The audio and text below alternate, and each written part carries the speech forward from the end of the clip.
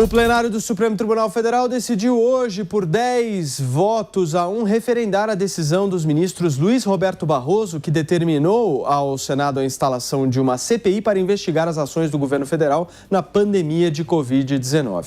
Cumprindo a ordem de Barroso, o presidente do Senado, Rodrigo Pacheco, fez nesta terça-feira a leitura do requerimento da CPI, que oficializou a criação da comissão. Ele decidiu unir os requerimentos das CPIs apresentados pelos senadores Eduardo Girão, do Podemos do Ceará, e Randolph Rodrigues, da Rede do Amapá. Desta forma, a comissão vai investigar, além do governo federal, o uso de recursos da União repassados a estados e municípios. Mais cedo, no Supremo, apenas o ministro Luiz Roberto Barroso, o relator, apresentou o voto. Ele citou que é papel do Supremo Tribunal Federal respeitar as minorias. Depois disso, o presidente da Corte, Luiz Fux, perguntou aos demais se concordavam com a decisão. O ministro Marco Aurélio Mello pediu, então, a palavra e afirmou que não cabia referendar ou deixar de referendar a decisão de Luiz Roberto Barroso. Os outros 10 integrantes do Supremo confirmaram a decisão. Rodrigo Constantino, vamos nessa, então, começar o programa de hoje ouvindo o seu comentário. Olha, Paulo, nenhuma grande surpresa aí, né? Eu acho que não deveria ter sido monocrática a decisão do Barroso e eu enxergo, sim, ativismo político nisso, por mais que nesse caso específico possa encontrar respaldo na Constituição ou alguma jurisprudência. Também há jurisprudência contrária, né? Mas conhecendo o ministro, eu imagino que a decisão tenha sido política acima de tudo, né? Agora, o que mais incomoda de novo, é exatamente esse uso seletivo, quando interessa, quando aponta na direção do viés político escancarado da imensa maioria dos ministros, da Constituição. E quando é para rasgá-la, para ignorá-la e tudo mais, eles deixam debaixo da mesa e fingem que ela não existe. Então esse é o grande problema. O plenário ter referendado hoje a decisão do Barroso é não só previsto como inócuo, né? Porque o Senado já colocou uma CPI de pé, que inclui o desejo da minoria, que cá entre nós já falamos antes e qualquer pessoa sensata já sabe que não tem nada a ver com preocupação ética, com desvio de recursos, com questões humanitárias, que o governo devia ter agido diferente, omissão do governo federal causou morte. Isso é tudo narrativa. Então, o que estão querendo é mesmo criar um palanque eleitoral. CPI, no caso aqui, significa campanha política iniciada ou ininterrupta, né? E por aí vai. E, na verdade, a inclusão de outros assuntos que podem chegar até estados e municípios é que gerou uma certa apreensão, né? Vimos pessoas aí aderindo a uma narrativa de que o presidente tenta, de alguma forma, asfixiar, foi o termo usado até pela Marina Silva, asfixiar a CPI como asfixiou a população, né? Bom, deixando de lado o aspecto dramático da hipérbole da narrativa da Marina, que aparece de 4 em 4 anos ou mais perto das eleições, né? A verdade é que esse assunto de Manaus e da suposta omissão está incluso. Então, o que eu posso concluir disso é que o que está incomodando muita gente é realmente investigar outras coisas, né? Vai saber o motivo. Na verdade, Paulo, tudo isso aí vai virar um circo. Os nomes indicados para essa CPI, ao que tudo indica, já mostram isso, né? Quer dizer, nós teremos figuras como Jader Barbalho e Renan Calheiros, réu em mais de 10 processos, todos devidamente ignorados pelo Supremo, né? Renan Calheiros, que puxou hashtag outro dia de CPI já, quando ele achava que ia dar para limitar só o governo federal, né? Encabeçando aí a lista dos 11 membros da comissão. Isso aí, ninguém sério pode levar a sério. Minha querida Amanda Klein, eu quero saber se você compartilha da opinião do nosso Rodrigo Constantino que essa CPI vai virar um circo. Olha, eu acho que isso vai depender muito dos integrantes da CPI, e daqui a pouco eu tenho algumas novidades sobre isso, mas eu gostaria, nessa minha primeira exposição, de me debruçar sobre o aspecto jurídico, né? Então, eu concordo com Constantino no sentido de que não houve nenhuma surpresa nessa decisão, pelo contrário, foi uma decisão rápida, unânime, serena, referendando a decisão anterior do ministro Luiz Roberto Barroso, apenas com uma divergência do ministro Marco Aurélio, mas ele disse que concordava 100% no teor, no conteúdo da decisão do ministro Barroso, mas apenas apontou, por uma questão regimental, que o mandado de segurança é uma decisão monocrática, ele não precisaria ser apreciado nem submetido ao referendo do Pleno, mas ele concordou no teor e no conteúdo da decisão do Barroso. E no voto do ministro Barroso, ele trouxe todos esses precedentes, né, além de citar as outras ocasiões em que o Supremo também mandou instalar a CPI quando os critérios e parâmetros foram atingidos. Então, novamente, CPI dos bingos em 2005, no governo Lula, a oposição recorreu ao Supremo e conseguiu garantir a instalação da CPI. Em 2007, no apagão aéreo, novamente, governo Lula, a oposição recorreu ao Supremo, conseguiu instalar a CPI do apagão aéreo e depois, mais recentemente, em 2014, na CPI da Petrobras, com a decisão da ministra Rosa Weber. E o ministro Barroso citou também, né, que no governo Collor, que ele lembrou, na verdade, que o voto dele, o que ele estava fazendo, não era nada de inovador nem criativo. As CPIs são um instrumento legítimo da minoria e elas foram amplamente, fartamente usadas em governos anteriores. Ele citou o governo Collor com 29 CPIs e os governos Lula e Fernando Henrique Cardoso com 19 CPIs. Agora, o que não constou nessa decisão de hoje, o que acabou não vingando, uma espécie de solução intermediária para retardar, protelar a instalação da CPI. Eu até conversava com o ministro do Supremo hoje mais cedo, ele me disse que, de fato, havia essa intenção de modular a questão e deixar essa conveniência para o presidente Pacheco decidir. Mas, como o ministro Pacheco já havia lido ontem o requerimento de instalação da CPI, essa questão restou vencida pelo Supremo Tribunal Federal. Esse ministro me disse, a gente não vai se meter em mais confusão se esse requerimento já foi lido.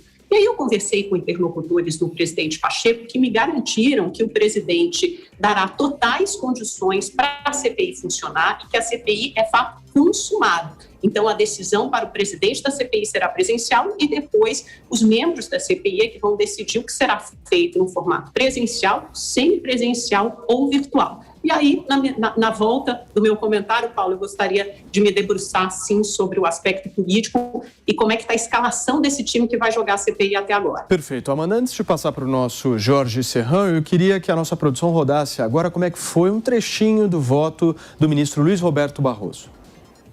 A ideia de democracia transcende a ideia de puro governo da maioria, incorporando outros valores que incluem justiça, igualdade, liberdade e também o respeito ao direito das minorias.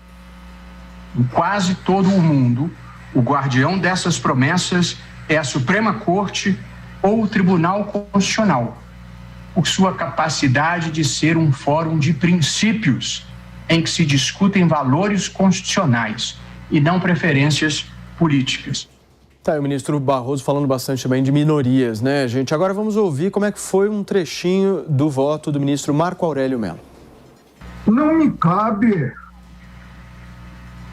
referendar ou deixar de referendar uma liminar que, ante o noticiado pela imprensa, já surtiu efeitos, porque o presidente do Senado retirou da gaveta, e não devia ter colocado na gaveta, segundo o ministro relator, e todos nós pensamos assim, uma proposta da minoria para a constituição da Comissão Parlamentar de Inquérito. Assento, portanto, que não me cabe referendar ou deixar de referendar a liminar concedida pelo ministro Luiz Roberto Barroso. E vou reafirmar uma profissão de fé. Processo, para mim, não tem capa. Tá aí o voto do ministro Marco Aurélio Mello. Meu caro Jorge Serrão, e essa CPI, você acha que vai produzir alguma coisa útil para a sociedade ou vai virar palco político? essa CPI tem tudo para ser palco político e pizza. Mas antes de chegarmos à CPI, vamos analisar esse lindo placar 10-1 do Supremo Tribunal Federal, uma goleada.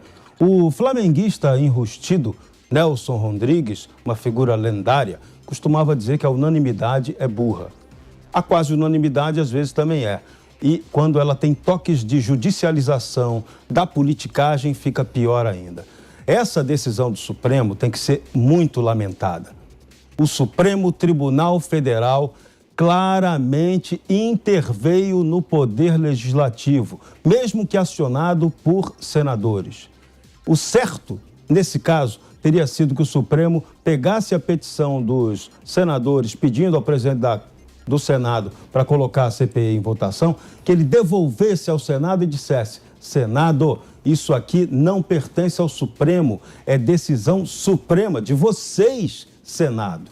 Só que isso não aconteceu. Então, o Supremo aproveitou politicamente essa jogada do próprio Senado, que os políticos se acostumaram a mandar coisas para o Supremo para gerar efeito político. Só que isso aí, ele abre mão da soberania política do Legislativo. E o Supremo usou isso politicamente para reafirmar a sua soberania, o poder supremo. Então, esse é um ponto muito grave. Sobre CPI, hoje, no artigo que eu escrevi na minha coluna aqui na Jovem Pan, no site da Jovem Pan, leiam lá, a gente fez até uma sugestão interessante que o Supremo Tribunal Federal podia acatar para se redimir dessa bobagem que ele fez.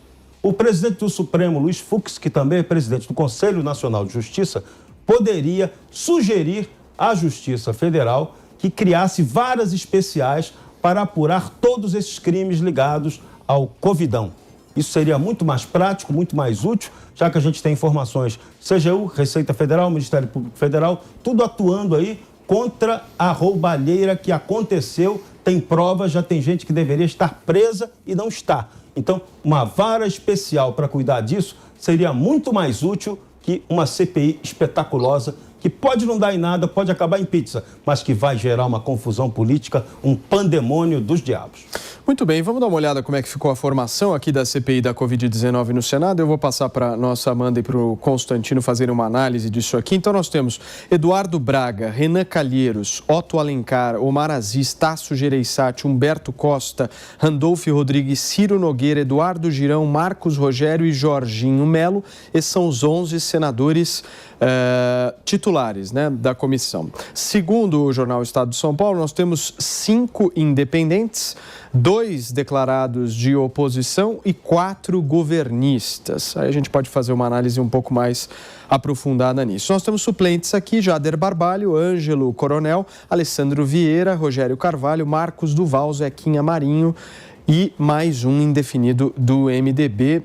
Nessa suplência nós temos 2 independentes, 2 de oposição, 2 governistas e um ainda indefinido. Amanda, o governo fica aí na dependência dos independentes? E será que eles são mesmo independentes ou eles vão apertar o governo? Olha, Paulo, por enquanto esse placar não está favorável ao governo. Primeiro que essa é uma fotografia do momento, essa escalação dos jogadores da CPI, dos 11 titulares e até mesmo dos suplentes, ainda pode mudar. Mas vamos trabalhar com esses nomes que você apresentou, porque parece a fotografia mais provável, pelo menos por enquanto. Então, para a gente fazer um balanço disso, né? O Eduardo Braga é tido como independente, é do MDB do Amazonas, ele bate, como o Renan Calheiros bate, por exemplo, mas bate mais leve. Aí você tem o Renan Calheiros também, que você pode colocar ali na conta do independente ou oposição, o Ciro Nogueira, que é claramente da tropa de choque do governo Bolsonaro, e aí você tem 2 aqui que podem ser os fiéis da balança, nesses que a gente tem que focar. Otto Alencar, do PSD da Bahia, se bem que ele é tido por muitos como da oposição, ele tem posições muito contundentes e ele é médico, e também o Omar Aziz, do PSD do Amazonas, que ontem fez declarações muito duras e contra o governo, lembrando que ele é do Amazonas, que é o estado ali foco, objeto de investigação da CPI, onde a gente teve aquela crise calamitosa de falta de oxigênio. Aí você tem o Tasso Gereissati, do PSDB, que você também pode botar na conta da oposição, Eduardo Girão, governista, autor da segunda CPI, do requerimento da segunda CPI, ampliando para estados e municípios, Humberto Costa e Randolfo Rodrigues, claramente de oposição, e Marcos Rogério do DEM, que é um nome que ainda pode cambalear, ainda pode mudar mais ali da tropa de choque do governo, assim como o senador Jorginho Melo do PL. Então, esse é o retrato agora. Agora tem 2 cargos que são fundamentais aí, que são do presidente e do relator. O presidente é quem conduz os trabalhos da CPI, ele marca as datas para ouvir as testemunhas e também estabelece, determina a cronologia dos trabalhos. Então, a gente vai começar, por exemplo, pela ordem cronológica, a investigação, ou então a gente vai começar pelo estado do Amazonas, onde teve a crise mais grave até agora. Amanda, me permita só tirar uma dúvida, que acho que é uma dúvida da nossa audiência também. O presidente sai dos 11, né? Sim, o presidente sai dos 11, é um dos 11, e esse é o único cargo que será eleito. Só que isso é tudo feito por acordo, né? Tanto o presidente quanto o relator. Por isso que o presidente Rodrigo Pacheco, presidente do Senado, diz que a eleição para presidente da CPI tem que ser por meio presencial. É uma avaliação do Rodrigo Pacheco. Então, esses cargos que estão em disputa, que são os 2 principais, da presidência e da relatoria. Só que da relatoria é tido ainda como de mais protagonismo, maior protagonismo, porque é o relator que vai dar o veredito final e os votos vão seguir o relatório dele sobre investigação, sobre quem deve ter uma punição, sobre quem eles vão sugerir um indiciamento para o Ministério Público, etc. Então, esses são os nomes mais importantes, e aí tinha uma movimentação aí para o Tasso Gereissati do PSDB ser o presidente e o Renan Calheiros o relator. E é claro que o governo não quer isso de jeito nenhum, porque seria uma bomba relógio para o governo Bolsonaro. Eles estão trabalhando contra isso, mas esses 2 cargos ainda estão muito indefinidos, mas eles são requeridos, requisitados, demandados pelo MDB, que tem a maior bancada do Senado. Aí poderia ser ou o Renan ou Eduardo Braga. Nenhum dos 2 é boa notícia para o Planalto. Constantino, quer dizer então que o Renan Calheiros ainda manda no Brasil? Não, além da piada de mau gosto de uma CPI que tem a figura do Renan Calheiros para investigar malfeitos, desvios de recurso e tudo mais, né? Além disso ser uma piada pronta, eu quero chamar a atenção aqui que a própria Amanda, ao descrever o lado, né, não, tem um governista, tem uma oposição, para avaliar como é que vai ser o clima da CPI para o presidente, por exemplo, já concorda com a premissa de que é um palanque eleitoral. Quer dizer, na verdade, se fosse algo baseado na busca da verdade, do que aconteceu, de fatos, sobre a pandemia, não haveria essa questão toda, certo? Então, nós partimos da premissa aceita pela própria Amanda ao fazer sua análise, por exemplo, de que é palanque político, é uma politização excessiva, né? E com isso eu quero chamar a atenção o seguinte, né?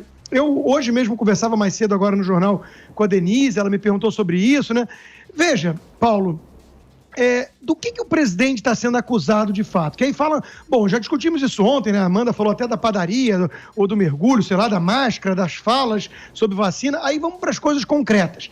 Ah, não, tinha que ter mais vacina no país. Tá, eu estou com um gráfico atualizado que eu acabei de postar no meu Twitter, inclusive, né, do Our World in Data, né, in Data, que diz o seguinte, mostra lá o Chile e o Uruguai, principalmente o Uruguai, disparando. O Uruguai assumiu a liderança na América Latina de óbito per capita, na margem, segunda derivada, né? É uma coisa escandalosa. E justamente quando começou a vacinar mais, e é o país que lidera a vacinação, assim como o Chile. A Argentina, que fez um lockdown muito rigoroso lá atrás e desde sempre mais lockdown, ela passou pelo pior antes. O desastre argentino, a catástrofe se deu antes. Quando tinha o lockdown, inclusive. Então, eu acho que tem muitas certezas científicas que pessoas que levam a sério o método científico deveriam questionar. A gente sabe que não questionam por quê? Porque é ideologia, é politização, é narrativa e por aí vai. Então, querem encontrar um bode expiatório, querem culpar alguém pelas mortes todas porque politizaram esse troço. Mas pessoas mais honestas, mais despolitizadas e que estão preocupadas com a verdade, estão vendo um quadro muito mais complexo. Muito mais complexo. Então, eu acho que esse é o ponto. A gente já sabe que a CPI é um circo político, porque só tem ali pessoas com interesses políticos e não com a busca da verdade. Serrão, você acha que o governo não está bem com essa composição? Claro que não, pode ter certeza que não. O Covidão e suas variantes, eles bagunçam com o resultado previsível de qualquer coisa. No caso dessa CPI, está bem claro que ela foi instalada para criar um obstáculo político ao presidente Jair Bolsonaro. Não só para investigá-lo, mas para ampliar o desgaste político e midiático que ele já sofre ostensivamente desde o dia em que ele assumiu o poder. Goste ou não goste do Bolsonaro, é isso que está acontecendo. Então, essa CPI, pior do que ser um palco para politicagem, para campanhas políticas, ele vai ser, sim, um instrumento poderoso de negociação e pressão sobre o governo. O Centrão, quem é da base governista está ali nessa CPI, vai tentar tirar o máximo que puder do governo federal. E a oposição vai esculachar com o presidente Bolsonaro também ao máximo nível possível para tentar inviabilizá-lo ou até criar aquela narrativa que permita, antes do fim do mandato, que Bolsonaro seja tirado do poder. Esse é o fato objetivo. O resto é expectativa do que vem por aí. E o que vem por aí não é bom para o governo, não. Qual a expectativa, Amanda Klein, em relação à eleição dessa mesa da CPI? O que você apurou para a gente? Não, eu apurei isso que eu acabei de trazer. Agora, eu queria concordar com o Constantino quando ele falou que a CPI é um julgamento político e que eu parto dessa premissa de que é político, e é mesmo. Assim como o impeachment é um julgamento político-jurídico, mas sobretudo político. A gente está na casa do legislativo, a gente não está no judiciário. No legislativo, os julgamentos são políticos, mas a CPI não tem a pretensão de condenar ninguém juridicamente. Ela pode, no máximo, propor indiciamentos aos órgãos competentes, mas ela não vai condenar ninguém, não vai mandar ninguém a priori para cadeia, para prisão, nada disso. É uma condenação política, é um julgamento político, uma condenação política. E quando você fala ali nos critérios, nos parâmetros para se instalar uma CPI, justamente você tem que ter, né, o fato determinado e mais alguns critérios ali do dinheiro que vai ser gasto, dos dias, da composição. Então, atendendo a todos esses critérios, a CPI pode ser instalada. Não tem nada, não tem um critério jurídico, como, por exemplo, num processo de impeachment, que é mais amplo e, obviamente, é mais grave, que é político-jurídico, mas, sobretudo, político. Se a gente está falando do legislativo, logicamente, é uma casa política e vai estar submetida ali ao crivo político. Tanto que a manobra dos dois lados, tanto da oposição quanto do governo, para ter maioria, para controlar o colegiado. O que se apresenta até agora, Paulo, segundo a minha apuração, que como você trouxe aí na reportagem do Jornal Estado de São Paulo, eu também confirmei esses mesmos nomes. Então, você tem 7 nomes que são mais ligados à oposição ou à independência e você tem 4 nomes que são claramente governistas. Então, o Planalto pode tentar trabalhar esses nomes, e certamente vai fazer isso, para atrair pelo menos alguns desses senadores tidos como independentes para o seu lado. O Planalto tem muitos instrumentos para fazer isso. A gente sabe, as emendas parlamentares, os cargos no governo, tem uma série de agrados que o Planalto, o governo de turno, distribui. Mas o que eu pergunto é, segundo a sua apuração, o nome mais cotado para a presidência seria do Tasso Gereissati, é isso? Para a presidência, estava sendo trabalhado nisso do Tasso Gereissati, mas eu não posso dizer que esse é o nome, não posso cravar esse nome de jeito nenhum, porque como esse seria um nome péssimo para o Palácio do Planalto, há uma movimentação também contra esse nome, né? Então, esse nome foi aventado do senador Tasso Gereissati, isso obviamente agradaria a oposição, mas eu não posso dizer que esse é o nome mais cotado no momento, mas a relatoria estaria entre Renan e Eduardo Braga. De novo, o Planalto está trabalhando contra isso, então essas peças estão sendo mexidas, não dá para a gente cravar nada por enquanto. Perfeito. Constantino pedindo a palavra, em seguida o nosso Serrão. Bom, antes deixa eu mandar um abraço para o taxista Antônio, que tem o nome do meu filho, está com um amigo meu, jornalista lá, o Felipe Vieira, ouvindo a gente ao vivo, né? E diz que é meu fã, então um abraço para o Antônio. Mas deixa eu explicar uma coisa que eu acho que a Amanda não entendeu o meu ponto, né? Claro que no legislativo tudo passa pela política, né? Mas o meu ponto é que a conclusão já está tomada a priori. Ou seja, não há nenhum interesse em se buscar fatos e a verdade. É um palanque político-eleitoral. É disso que se trata. Então, que bom que a Amanda meio que concorda comigo, né? Não há nenhum interesse ali em se preocupar de fato com desvios, com Covid, com mortes e nada disso. Há um interesse apenas político de olho em 2022. É isso que eu falava. E o nome do Tasso, né, Gereissati, é até curioso que hoje mesmo a turma lá, o site de fofocas, o antagonista, disse que o Eduardo Jorge estava sugerindo o nome dele como candidato do centro, que na verdade é sempre bom lembrar que o PSDB é um partido de esquerda, né? Mas eu acho curioso que cada dia eles aventam um nome novo, né? Porque deve dar um certo desespero quando vê que os nomes que tem não estão batendo. Eu quero voltar aqui ao meu ponto, que passou batido, ninguém comentou, não sei. O Uruguai assumiu a liderança de mortes por habitante de Covid na América Latina. O gráfico é espantoso, exponencial.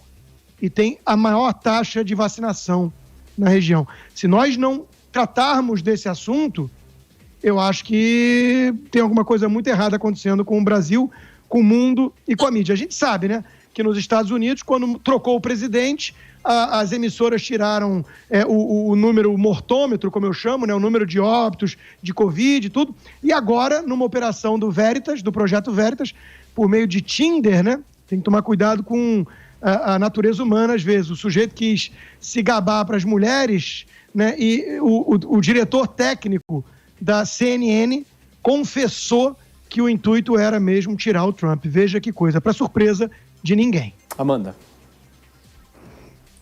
Olha, Constantino, realmente não vi esse número, mas eu prometo que assim que acabar o 3.000, que a gente tiver um intervalo, uma pausa, eu vou olhar, mas eu quero lembrar que, de qualquer forma, que o Brasil é o epicentro das novas mortes e casos de coronavírus. A gente responde basicamente por 1/4 das novas mortes, até porque a gente tem uma população número maior, absoluto? né? Quem está fechando as fronteiras, né? Então, as novas mortes. Então, assim, o resto do mundo está fechando as fronteiras. Ontem a gente teve um anúncio de que não terão mais voos França-Brasil. Eles estão suspensos por tempo indeterminado, indefinido. Fomos decisões de chacota políticas, no parlamento francês, depois que o primeiro-ministro disse que o presidente Ser motivo de chacota na França, para mim, é orgulho do Brasil. É orgulho do Brasil. Não, porque parece uma democracia bastante avançada. Sim, eu estou falando de fato. A gente tem os nossos Lacron, mas eu estou discutindo aqui números. A gente tem os nossos vizinhos da América do Sul fechando a fronteira com a gente, Constantino. Então, me causa certa espécie você achar que a situação do Brasil... Fatos, eu estou trazendo números, acabei de falar 1/4 das novas mortes. Não, fecharam fronteira não é número, é política. Isso, então, eu estou falando de números. O Uruguai passou o Brasil com mais vacina. Como é que é? Desculpa. O Uruguai disparou... Passou o Brasil na média móvel de 7 dias de morte por habitante. Passou o Brasil, passou todo mundo, exponencial.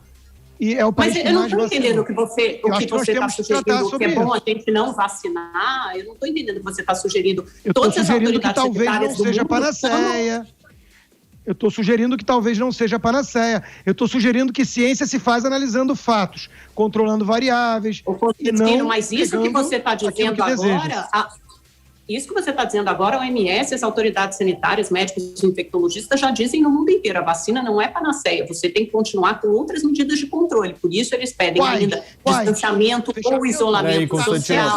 Peraí, só um minuto. Só um minuto, senão a gente... Peraí, Constantino, só um minuto, por favor. Aí você não explica. Só um minuto, deixa eu pedir para vocês, por favor, vamos fazer aquele debate organizado, cada um vai ter a sua oportunidade de falar, vai lá, mano. É que ele me pergunta, e quando eu começo a responder, ele me interrompe, então deixa que eu responda. Eu estou dizendo exatamente que você, Constantino, você está certo, só vacina não é panaceia. As autoridades sanitárias, a própria OMS já disse, repetiu hoje ou ontem, se não me engano, que não é panaceia. Você vai ter que continuar fazendo distanciamento ou isolamento social, você vai ter que continuar usando máscara, todas as medidas sanitárias e profiláticas vão ter que conviver com a vacina durante um tempo, até você alcançar a imunidade de rebanho. Ninguém alcançou ainda, mas nas faixas etárias mais vacinadas, acima de 90 anos no Brasil, por exemplo, a gente já vê uma redução importante das internações, uma queda de casos importante em Israel. Então, você dizer que a vacina não faz efeito, ou sugerir isso, lógico que a vacina faz efeito, mas até você alcançar uma população, uma parte importante da população vacinada, com certeza você vai ter que conviver com todas essas medidas simultaneamente.